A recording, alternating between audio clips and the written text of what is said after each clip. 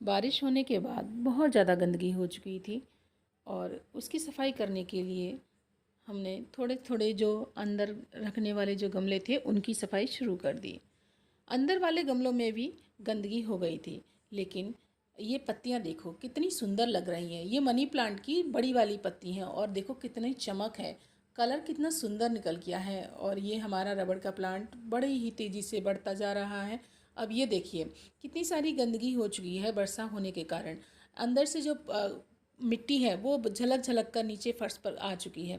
अब इसको हम साफ़ कर लेते हैं, थोड़ा सा इनको साफ़ करके रख देते। देखिए कितनी मिट्टी दिख रही है आप लोगों को। तो ये गंदा सा महसूस हो रहा है, और लेकिन फिर भी पता नहीं, बारिश का तो वो कभी भी आ जाती है, लेकिन फिर भी इनकी थोड़ी सी हम सफाई कर लेते हैं। इनको धो धा के हम ठीक से रख लेंगे। और ये देखिए ये क्रैक हो चुका था जिसको मैंने बांध दिया है।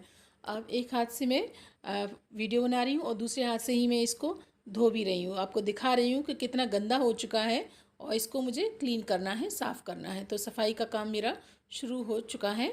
अंदर वाला ये सारे पौधों को मैं साफ़ कर लेती हूँ। इनकी पत्तियाँ हैं, पत्तियों का देखिए कलर सुंदर है, लेकिन फिर भी कुछ कुछ मिट्टी इसमें लग गई है। एक दूसरे गमलों की जो मिट्टी होती है ना, वो एक दूसरे पर लग जाती है। पानी आने के कारण जो छींटें होती हैं वो पौधों पर जम जाती हैं, और इसका असर देखिए बारिश के कारण इसकी जो पत्तियां हैं, पहले तो इसमें सनबर्न हुआ अधिक रोशनी की वजह से इसमें, और फिर उसके बाद बारिश ने इसको पत्तियों को ख़राब भी कर दिया है। अब इसको मैं यहाँ से हटा दूँगी इन पत्तियों को, और जहाँ जहाँ से हैं उनको कटिंग भी कर दूँगी।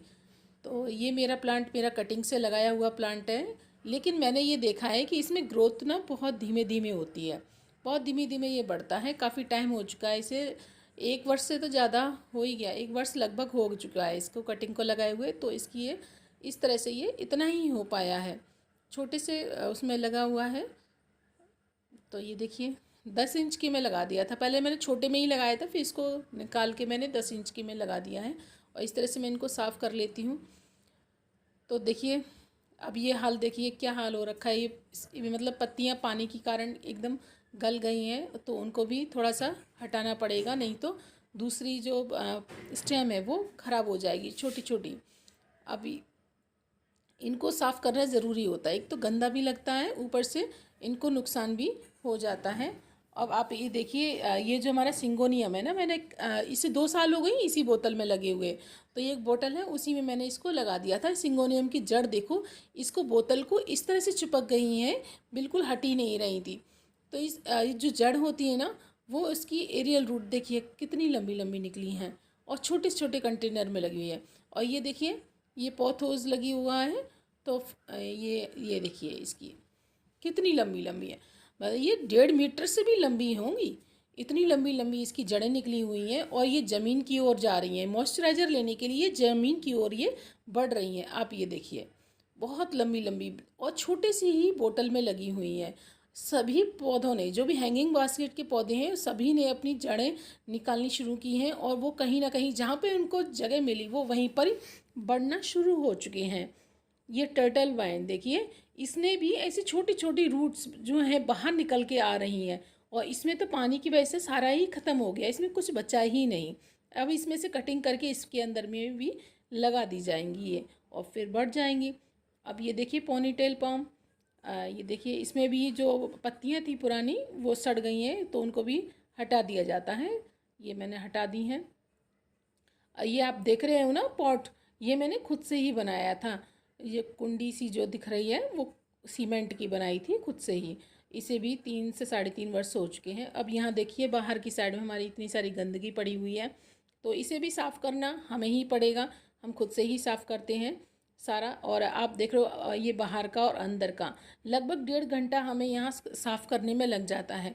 अब यहाँ पीछे की साइड में हमारी सफाई शुरू हो चुकी है, लेकिन जो गंदगी जो पड़ी है ना, पत्ते वगैरह बहुत सारा खाद और ये प्लांटिंग जो रिपोर्टिंग वगैरह की है, तो उसे हटाना। ये जो पानी के कारण है तो चिपक चुकी हैं ये पत्तियाँ सारी। और ये ना आप ये देख रहे हो कि मैं यहाँ से झाड़ रही हूँ, लेकिन वो झड़ नहीं रही हैं क्योंकि चिपक गई हैं। तो अब मेरे को ना जो छोटा वाला झाड़ू होता है सीको का, वही लेना पड़ेगा। बड़े झाड़ू से नए से ये झड़ नहीं रही हैं। तो क्योंकि आप होता क्या है कि जो बड़ी चीज़ होती है ना वो कभी काम नहीं करती, कभी कभी छोटी चीज़ें ही काम कर जाती हैं। तो इस तरह से मैंने सफाई शुरू कर दी है। और सफाई करते करते ही मेरी नज़र इस पे पड़ी, तो मैं ये पिछली वीडियो में आपसे पूछा था कि इसका नाम क्या है, मैं भूल रही हूँ। तो इसको जो नाम है वो उसको मेरे को बताया गया, ये दीपक का पौधा है। यानी कि इसका जो फूल था ना, बिल्कुल ऐसा लगता है दीपक में से जो बाती जल रही हो, इस तरह का ये दीपक का पौधा का नाम मुझे बताया गया था। अब मैंने यहाँ से छोटी झाड़ू को चेंज कर लिया है।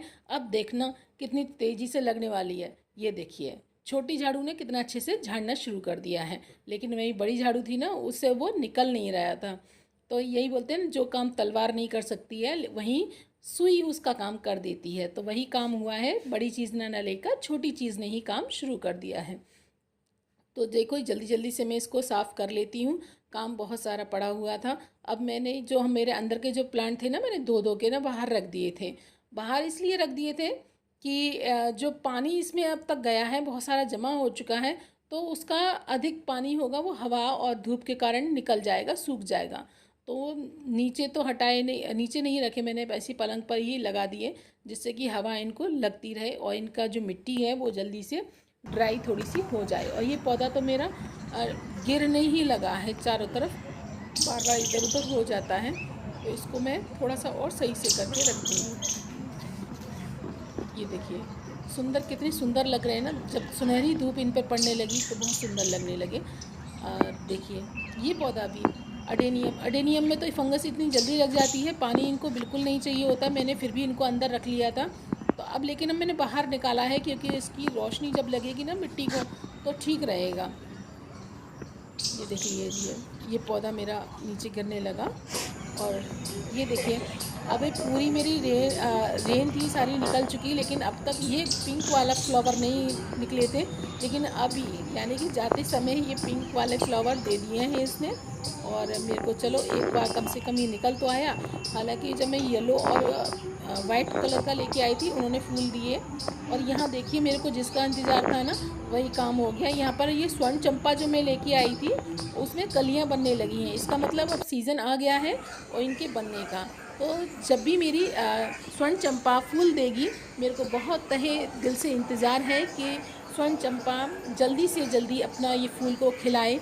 कहती हैं इसकी जो सुगंध है वो बहुत तेज़ होती है, और सुगंध तेज़ होती है ये मैं महसूस करना चाहती हूँ कि आखिर इसकी सुगंध होती कैसी है। मैंने अभी तक इसका फूल रियल में नहीं देखा है, केवल वीडियोज़ में ही देखा है।